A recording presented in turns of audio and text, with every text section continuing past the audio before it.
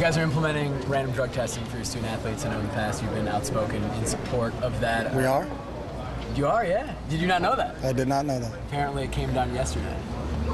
Does that please you as the guy who has been in support of that? I've been in support of it. I wasn't trumpeting it, but I think it's what everybody else in our league does. So, and it can also give us an answer if kids are in trouble and they need help. We can help them, educate them on why they're not supposed to do it. So, yeah.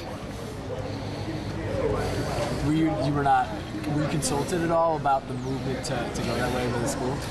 I coach football. I'm not a science expert or any of those other things. So there's no reason. There's no reason to consult me on that issue because I'm not an expert in it. I would say talk to the experts. So. What kinds of things you do? You guys today? Today's a typical Thursday practice for us. It's a lot of situational work, a lot of team periods, and all broken up by red zone coming out, third down.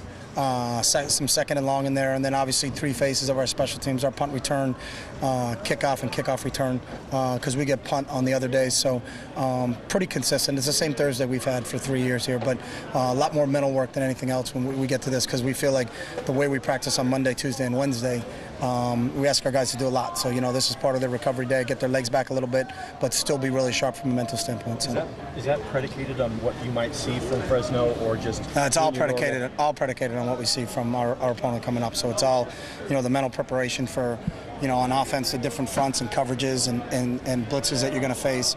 On defense, the different run schemes and pass protection schemes and routes that they're going to run on offense. So. There'll be some familiarity for your offense in terms of the 3-4 that they're going to go against? Nah, not really. I mean, they're not really like us. So. You said at media day that you find out what a player is like.